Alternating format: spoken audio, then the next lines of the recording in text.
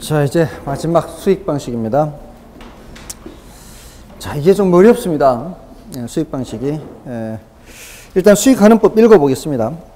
수익환원법에 수익환원법이란 대상 물건이 장래 산출할 것으로 기대되는 순수익이나 미래현금 흐름을 환원하거나 할인하여 대상 물건의 가액을 산정하는 방법이다. 자, 이 수익환원법에 지금 두 가지가 얘기되고 있는 거예요. 이 수익환원법을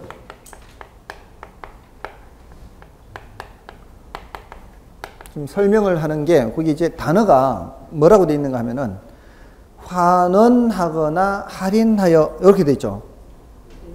찾으셨나요? 환원하거나 할인하여. 그 앞에는 뭐라고 되어 있나요? 순수익이나 미래 현금 흐름 이렇게 되어 있죠. 순수익이나 미래 현금 흐름을 환원하거나 할인하여 이렇게 되어 있죠. 자, 우리 그 문장을 만들 때 이게 짝짓기 하는 문장을 이제 한 줄로 쭉 이렇게 만들어야 되니까 순수익이나 미래 현금 흐름을 환원하거나 할인하여 이렇게 만드는 거예요. 문장을 만들 때 문장의 순서, 글자 순서가 순수익이나 미래현금 흐름을 환원하거나 할인하여. 그 소리는 순수익은 환원하는 거고요, 미래현금 흐름은 할인하는 겁니다. 이 모두가 수익환원법에 들어가 있다 이 말입니다. 순수익을 환원하는 방법을 우리는 직접 환원법이라 하고요. 바로 환원하는 것이고요. 요거는 할인 현금 수지 분석법이라 그래요. 느낌상 뭐가 더 어려울 것 같아요? 예? 미래 현금 흐름을 할인해서 이게 더 어렵습니다. 이게 더 어려워요. 그래서 우리 시험은 요거 한 번밖에 출제가 안 됐어요. 지금껏 한 번. 뭐 그렇게 생각하셔도 되겠습니다. 안 해도 되겠네. 특히 야간반 분들은 안 해도 되겠네 이렇게. 이건 이제 간단하게 뜻 정도는 말씀을 드릴 겁니다. 미래현금 흐름을 할인한다 이 소리는 앞으로 부동산이 벌어들일 수익이라는 게 있죠. 이게 적은 해도 있고 많은 해도 있을 수 있어요. 점점 더 많아질 수도 있고요. 이런 금액을 지금 시점에서 얼마인지를 판단을 해야 되죠. 1년 후, 2년 후 계속 발생하는 거를 지금 시점에서 판단하기 위해서는 이걸 할인을 해야 됩니다. 할인. 이걸 뭐 한다고요? 지금 할인한다고요. 이렇게 할인. 자, 일일이 다 할인하는 겁니다. 내가 만약에 지금 1년, 2년, 3년, 4년, 5년, 6년, 7년, 8년, 9년간 운영을 한다면 9년 동안 발생할 현금 흐름을 각각 할인을 해야 돼요. 그래서 그 합계액을 계산해요. 합계액을. 이 할인한 합계액. 이때 우리는 할인율이 필요해요. 할인율이. 자, 이렇게 하는 것은 난이도가 높습니다. 미래를 다 예측을 해야 되니까 쉽지 않습니다. 근데 정확도를 따진다면은 얘보다는 얘가 더 정확한 방법입니다. 근데 이제 순수익을 환원한다라고 할 때는 이렇게 하지 않습니다. 앞으로 예상되는, 장래 예상되는 1년치 순수익을 계산합니다. 장래 예상되는 1년입니다. 장래 예상되는 1년치 순수익을 계산을 해야 돼요. 자, 그래서 이 금액이 9년이면은 9년간 똑같은 금액이 계속해서 발생한다라고 가정을 하는 겁니다. 근데 그 9년 뒤에는 이 건물이 없어진다라고 가정을 하는 거예요. 일단 그게 우선 원칙이요. 제일 먼저 계산하는 방법이요. 이게 여러 가지 방법이 있는데 이게 어려운 이유가 그 여러 가지 경우가 다 있단 말이에요. 근데 그걸 다 할 수가 없단 말이에요. 우리가 지금 감정평가사 시험이 아니기 때문에. 그러니까 우리가 가장 쉽게 생각할 수 있는 방법이 이 건물이 달아 없어질 때까지 똑같은 금액이 발생한다. 이걸 가정하는 거예요. 근데 반드시 그렇지는 않잖아요. 한 뭐 5, 6년간 갖고 있다가 팔 수도 있잖아요. 근데 일단 그런 것까지 따지면 이제 머리 복잡하다 이 말입니다. 그런 거는 이제 우리는 제껴버린다 이 말. 안 한다 이 말이에요. 그리고 시험에 출제된 적도 없고 그거는 시험에 출제된 적 없어요. 그러니까 우리는 건물이 끝까지 간다. 그랬을 때 건물 가치는 뭐가 되는 거예요? 제로가 된다 이게. 아까 정액법 할 때는 잔존 가치가 좀 있었잖아요. 있는 경우도 있고 없는 경우도 있어요. 출제에 따라서. 근데 이 수익환원법에서는 건물의 가치는 끝에 가면 뭐가 되는 거예요? 제로가 된다고 일단은 가정하는 거예요. 제로. 그러면 지금 내가 이걸 만약에 1억 주고 산다면은 1억에 매입을 한다면은 만약에 1억에 매입하면은 지금 이게 10년이에요. 10년. 예를 들어서 10년간 이 건물을 운영을 하면, 자 여기서 지금 토지는 빼고 얘기하는 거예요. 지금 토지까지 생각하면 또 복잡하는 거예요. 뭐만 생각해야 돼요? 건물만 생각해야 돼요. 1억 주고 산 건물이 10년 후에는 가치가 뭐가 된다고요? 가치가 0이 된다라고 가정을 하는 거예요. 예? 그러면 시장의 자본 수익률이 시장 자본 수익률이 이게 5%라면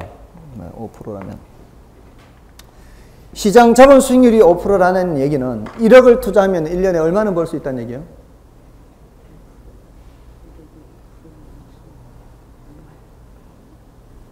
이런 거 생각할 때는 일단은 50%를 먼저 생각하고요. 거기에 10등분 하면 되잖아요. 1억의 50%는 5천만 원. 거기에 10분의 1이니까 500만 원 이렇게 하면 되는 거예요. 그죠? 또는 10%를 먼저 계산해서 그 반틈을 생각하면 되잖아요. 항상 10%를 생각하는 게 쉬워요. 어떤 금액이 나왔을 때 뭐 이렇게 퍼센트 따질 때는 10%를 생각하는 게 제일 빨라요. 자, 어쨌든 1억을 투자하면 얼마를 벌 수 있다? 500만 원을 벌 수 있다는 얘기죠. 이 소리는 원금을 유지하는 상태를 전제로 하는 거예요? 아니면 원금 까먹는 걸 전제로 하는 거예요? 원금을 유지하면서 500만 원 벌어야 된다는 의미죠. 그죠? 그러니까 내가 이 1억이라는 돈을 건물 사지 않고 어디 자금에 투입하면 내 원금이 유지되는 채로 1년에 얼마나 벌 수 있다? 500원 벌 수 있다 이 뜻이 있거든요. 그게 자본 수익률의 의미예요. 자, 그러면 내가 지금 그 돈을 그런데 투입하지 않고 건물 샀단 말이에요. 건물을 전제로 해야 돼요. 건물을 샀는데 10년 후면은 건물 가치가 0이에요. 그러면은 내가 손에 잡아야 되는 이 순수익은 500만 원만 되면 될까요? 그러면 안 되죠. 얼마는 돼야 될까요? 매년 똑같은 금액씩 회수를 한다고 친다면 1,000만 원? 1,000만 원 이상이요? 그럼 정확하게 얘기해 보자고요. 정확하게. 이자 같은 거 따지지 말고 내 원금 그냥 회수된 자금이 다시 수익을 발생시킨다 생각하지 말고 회수된 자금은 그냥 금고 속에 차곡차곡 쌓아 놓는다고 생각하고 그래서 10년 동안 이거를 운영을 하게 됐을 때 내 원금 1억이 그대로 유지되면서 매년 500만 원씩 수익을 얻기 위해서는 1년에 1,500씩 들어와야 돼. 1,500씩. 맞나요? 1,500씩이 들어오면 이 말이에요. 1년에 매년 1,500이요. 매년 1,500씩 들어오면 그 중에서 500만 원은 뭐가 되는 거고요? 수익이 되는 거고요. 나머지 1,000만 원은 요거는 회수가 되는 거예요. 요거는 수익에 해당하는 돈이고 요거는 원금 회수가 되는 건데 요게 몇 년간 간다는 얘기예요. 요게 10년간 간다는 얘기. 10년간. 근데 이 방법에서는 10년 후의 금액까지 다 계산하는 거예요. 10년 후의 금액까지 다 계산하는 게 아니고 앞으로 예상되는 몇 년치만 계산하는 거예요. 앞으로 예상되는 1년치만 계산해서 나머지 10년간은 똑같이 간다라고 가정을 해버리는 거예요. 그러니까 어떤 게 훨씬 간편해요. 이게 훨씬 간편하죠. 이거는 일일이 다 계산해야 돼, 이거를. 매년 계산을. 그래서 각각 다 할인을 해야 돼요. 근데 요거는 앞으로 예상되는 1년치만 계산하는 거예요. 근데 그 계산하는 금액에는 수익에 해당하는 금액만 있어서는 돼요, 안 돼요? 수익에 해당하는 금액만 있어서는 안 되고 회수에 해당하는 금액이 같이 있어야 돼요. 그래야만 1000만원씩 해서 10년간 1억을 회수할 거 아니에요. 자, 요렇게 하는 방법이 바로 직접 하는 법이에요. 직접 하는 법, 수익하는 법 중에서 우리는 요런 방법을 한다 이 말이에요. 그래서 아까 수익 가격은 어떻게 했어요? 수익 가격은 순수익 나누기 환원율 했죠? 순수익 나누기 환원율 이렇게 했을 때 요 순수익이 바로 이 개념이란 말이에요. 이 수익도 들어가 있고 회수도 들어가 있는 그런 개념이다 이 말이에요. 지금 이게 매년 1,500만 원은 돼야 된다 이 말이에요. 그래야 내가 1억 주고 살 수 있다는 얘기죠. 맞나요? 그러면 1억에 대해서 1,500만 원, 아까 그 퍼센트 중요하다고 말씀드렸었죠. 왜? 10억에 매입하는 부동산이 1년에 1억의 순수익을 번다 그러면 10억 분의 1억, 7천만 원이면 10억 분의 7천, 그 퍼센트가 중요하다고 그랬죠. 그게 뭐라 그랬어요? 아까 환원율이라고 그랬잖아요. 그럼 이 경우는 뭘까요? 내가 1억에 사서 내가 손에 1,500만 원씩 잡게 되면은 이거 몇 프로예요? 15%죠. 내가 1억에 매입해서 손에 잡게 되면은 이게 15%입니다. 자, 볼까요? 1억 분의 1,500만 원은 0.15, 15%고요. 자, 그러면 내가 이 건물 샀습니다, 이제. 여러분이 샀어요, 이제. 손에 매년 1,500만 원씩 잡아요, 손에. 손에 매년 1,500만 원씩 잡으면 친구한테 가서, 야, 나 매년 15% 수익률 달성하고 있다. 자랑할 수 있을까요, 없을까요? 매년 15% 수익률 달성하고 있다. 자랑하면 돼요, 안 돼요? 매년 15% 수익률 달성한다 그러면 돼요, 안 돼요?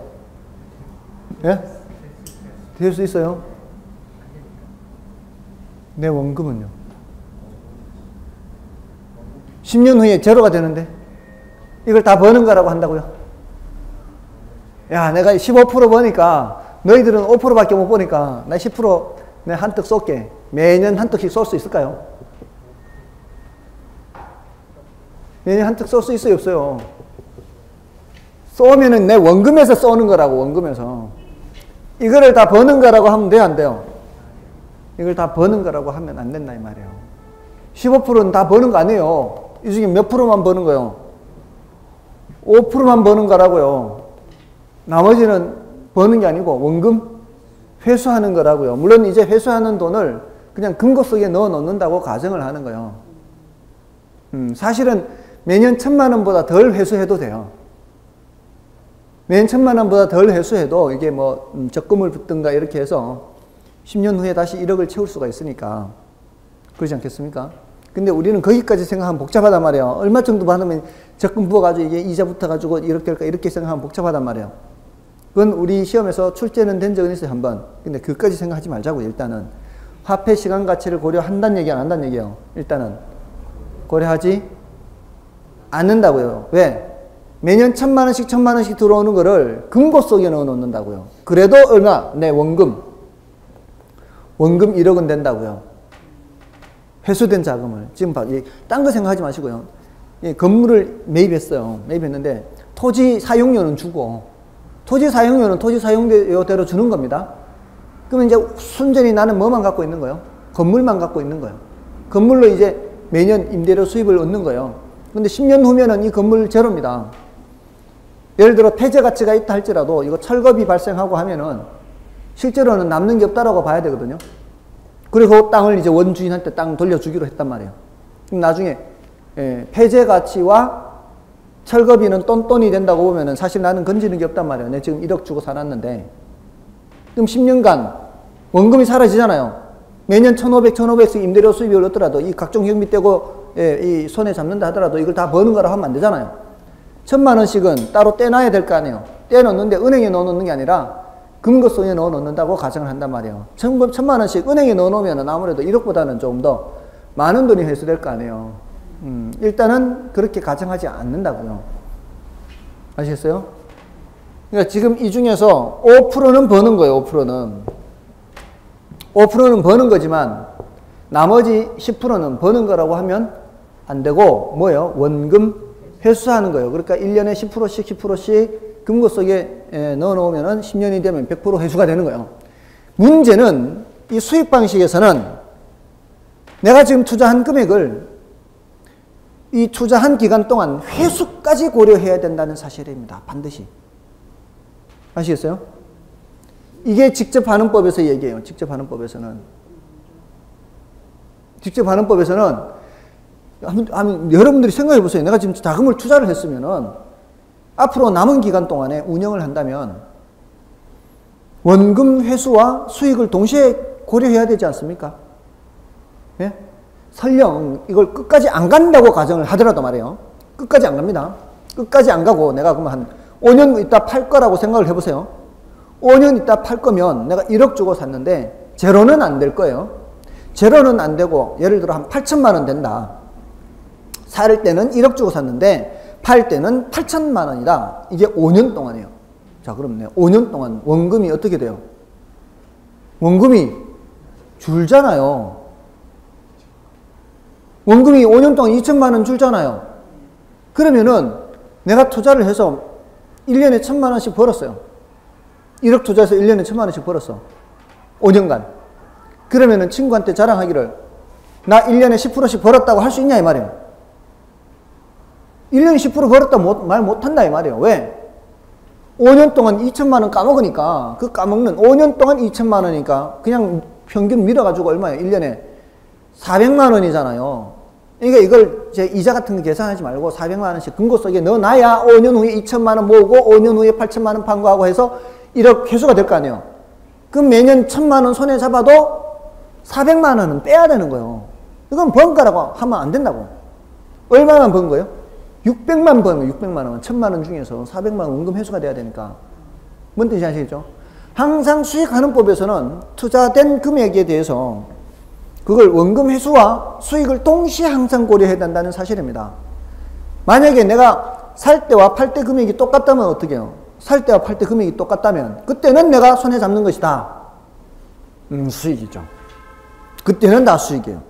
근데 재미있는 거는 살 때보다도 팔 때 금액이 더 올라가잖아요.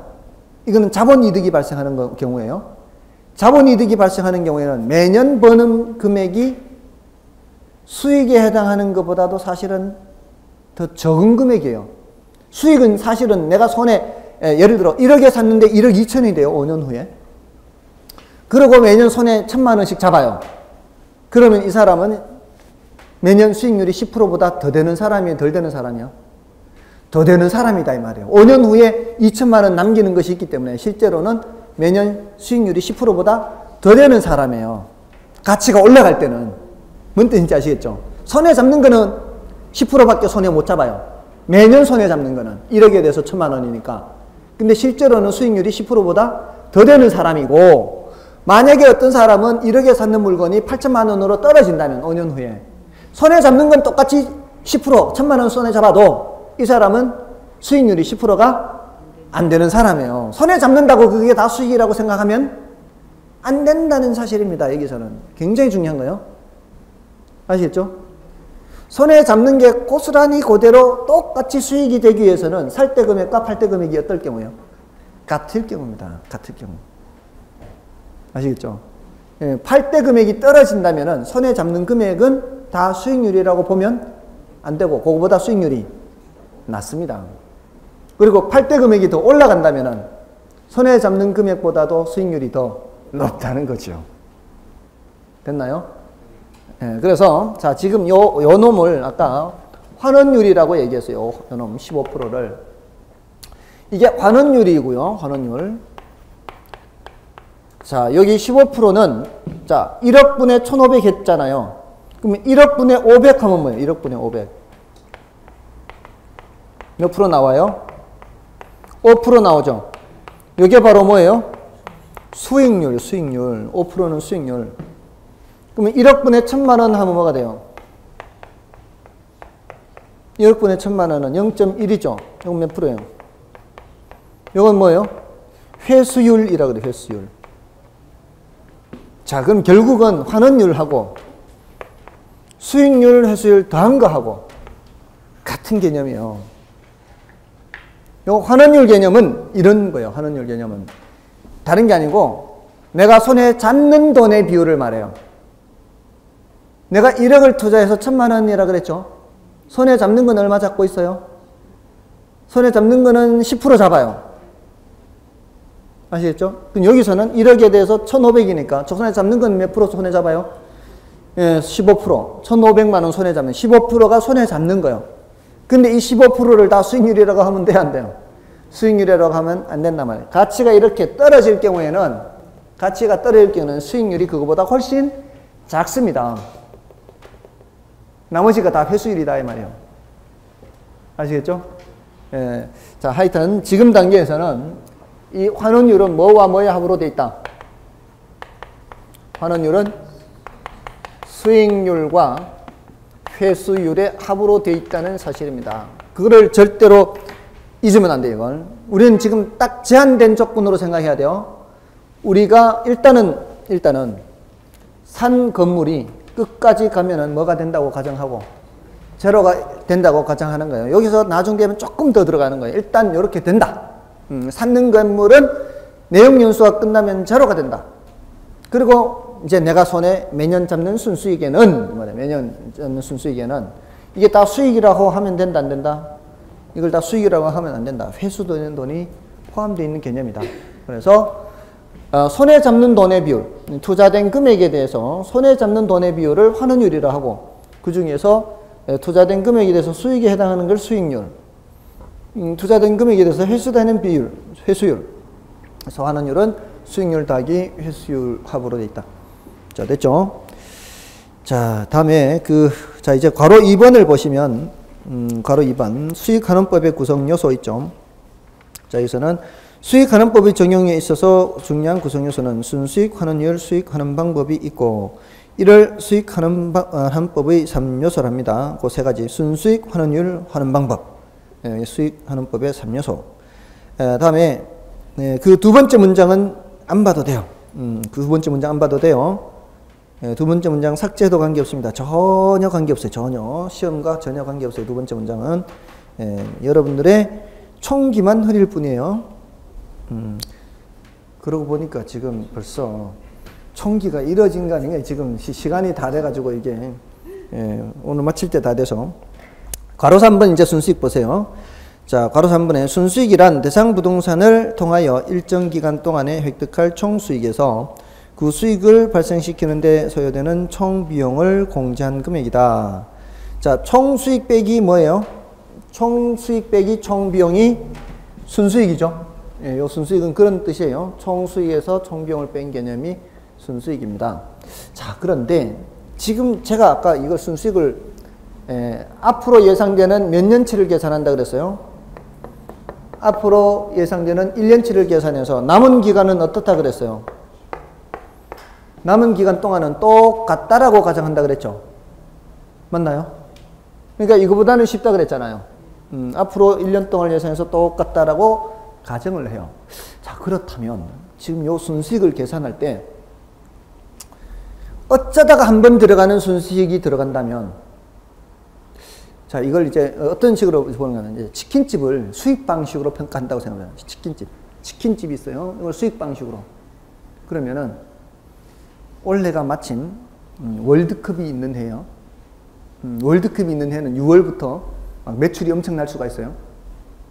그거를 감안해서 순수익을 계산해버리면 될까요? 그거를 감안해서 순수익을 계산해버리면 내년에도 후년에도 계속 월드컵이 있어야 되잖아요. 그러면은 돼요, 안 돼요? 안 된다고요. 왜냐하면은 첫 번째 해 계산한 순수익을 그 다음에 남은 기간 동안 다 똑같다고 가정을 하기 때문에 첫 번째 연도에 어쩌다가 한번 발생한 순수익을 집어넣어버리면 남은 기간 동안에도 계속 높다라고 평가를 할 거 아니에요. 그러면은 과대평가를 할 수가 있어요. 그러면 안 되지. 오판하는 거예요. 그러면은 물건을 너무 비싸게 주고 살 가능성이 많아요.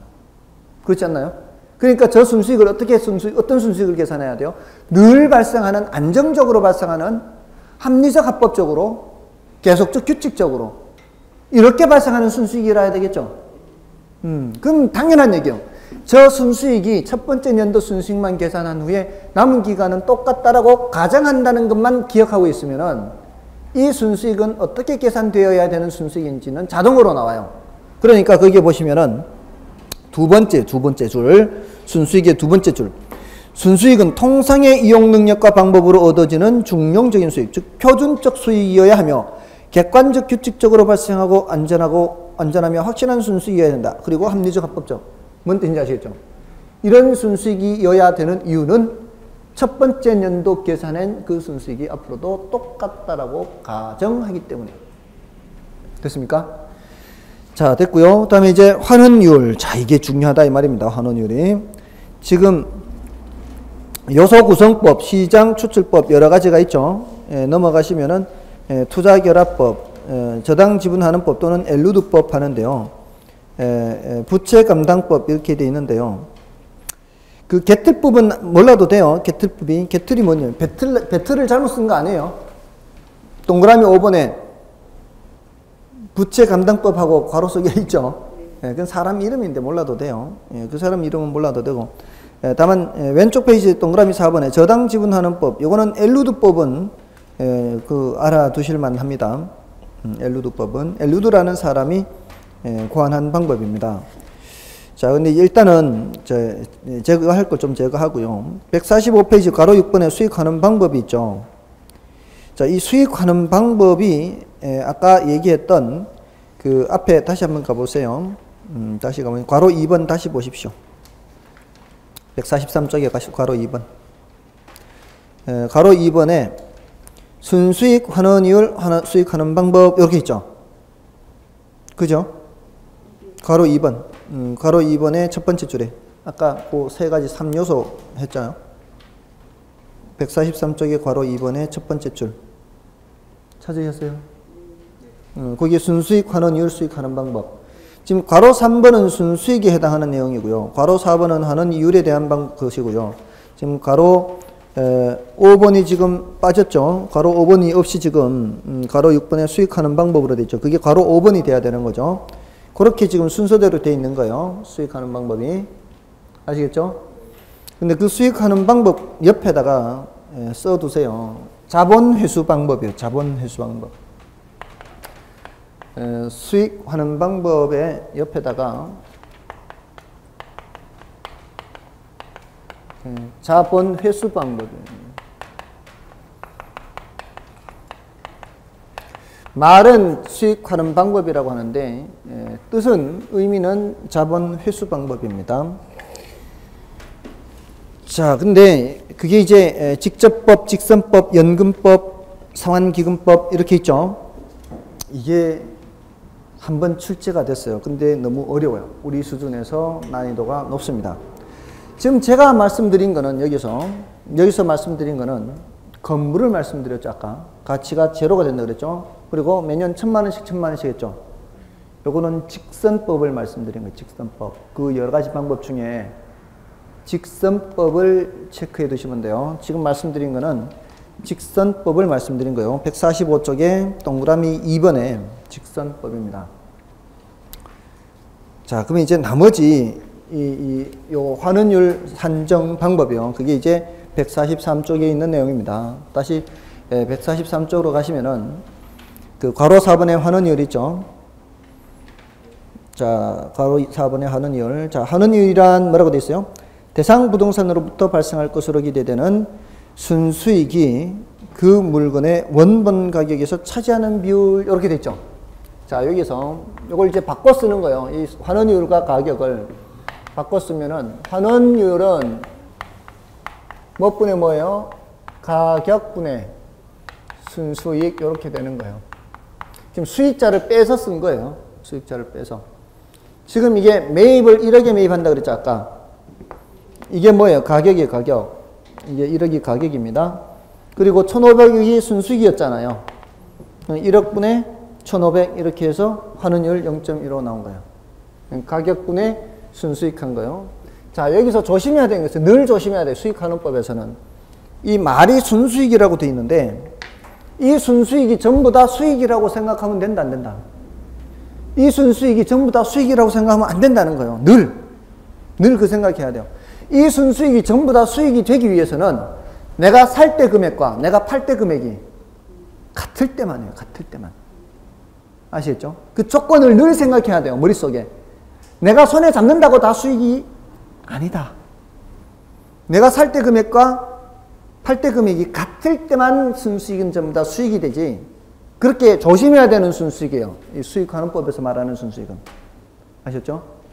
근데 만약에 내가 살 때보다도 팔 때 금액이 더 올라가면은 나는 순수익에 해당하는 것보다는 실제로 수익이 더 큰 거예요. 그걸 늘 머릿속에 담고 있어요, 사실은. 자, 그렇게 해서 환원율을 이렇게 쓸 수가 있고요. 그리고 이 환원율은 뭐와 뭐의 합으로 되어 있다는 사실. 요것도 중요하고 요것도 중요한 거예요. 수익률과 회수율의 합으로 되어 있다는 사실. 요거 꼭 기억하고 있어야 됩니다.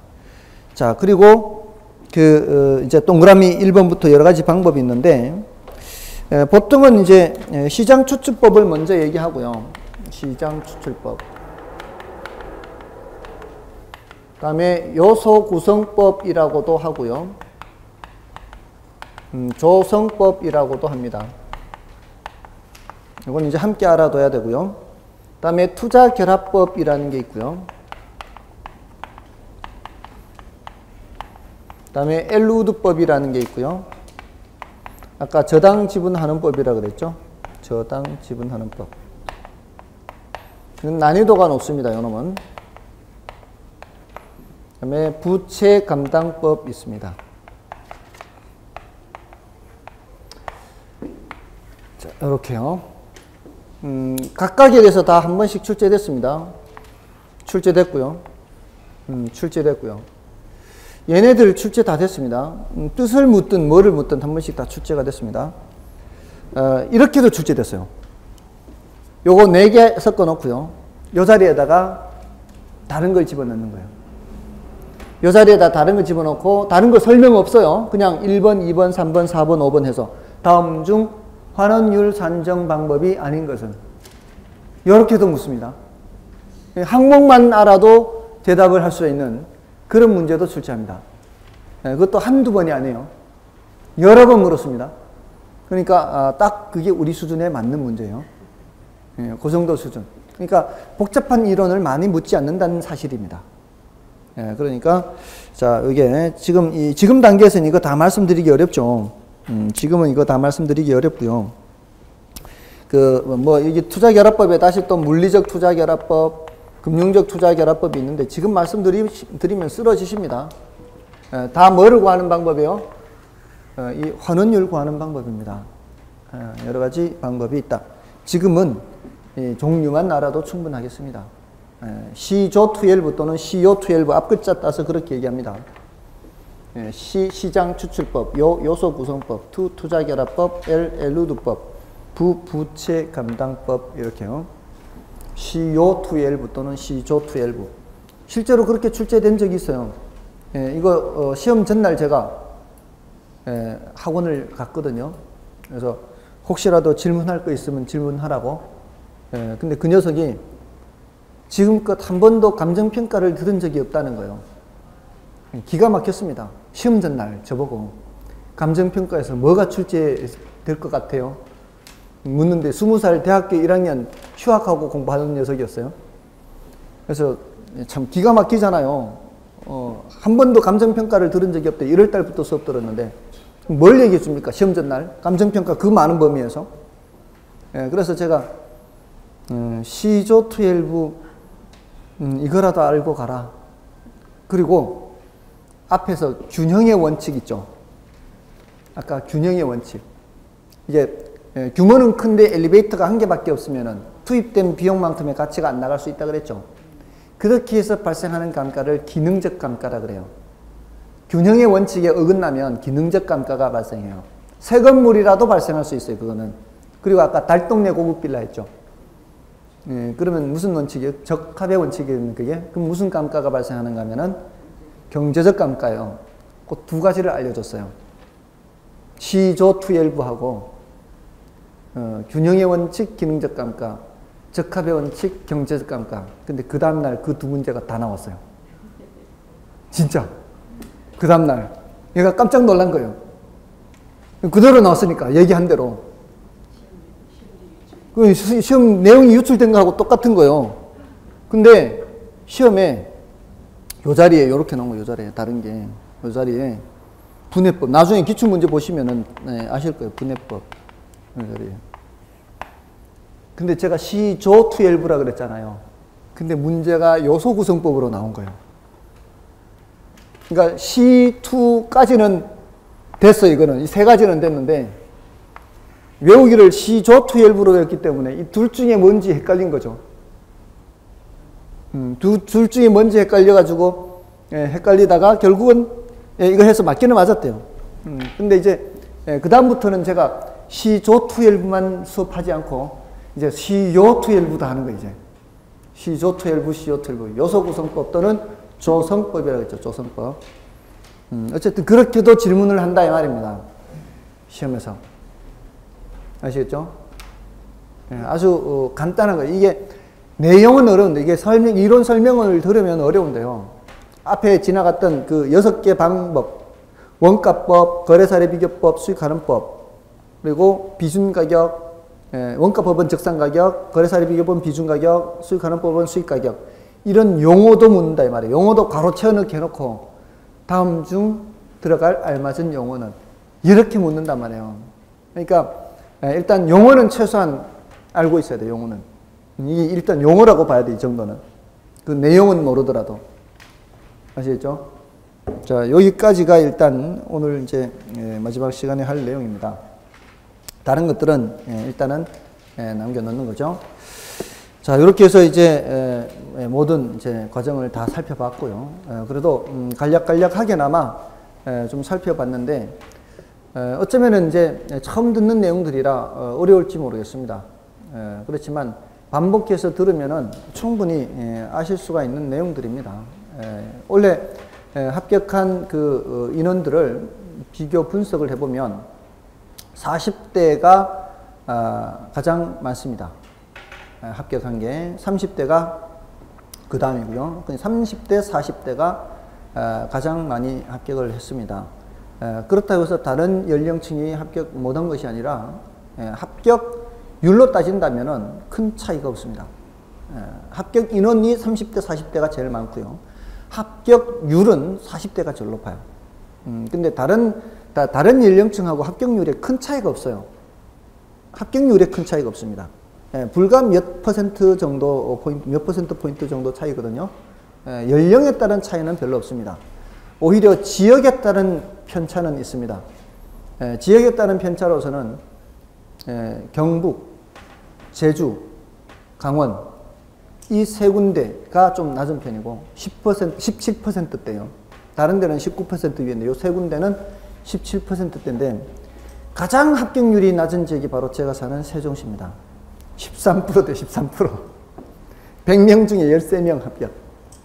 이상하게 거기 사람들이 합격률이 별로 높지 않아요. 이게 별로 사람들이 공부를 열심히 안 하는 건지 아니면 머리가 별로 안 좋은 건지 합격률이 거기가 제일 낮습니다. 그러니까 연령에 따른 합격률 차이는 없으니까 자기가 얼마나 열심히 하느냐 그렇지 않느냐 여기에 달려 있습니다. 오히려 20대가 합격률이 오히려 30, 40대보다 이 합격률이 낮다는 거는 이게 좀 이상한 거죠. 사실은 열심히 안 한다는 얘기입니다. 20대는. 그러니까 열심히 하면 누구든지 할 수 있으니까 꾸준히 하시기 바랍니다. 하여간 이렇게 해서 마무리 짓고요. 1월 달부터 이제 기본서로 본격적으로 꽃피는 봄까지 가면 안 됩니다. 1월부터입니다. 그동안 애쓰셨고요. 다음 달에 다시 뵙겠습니다. 감사합니다.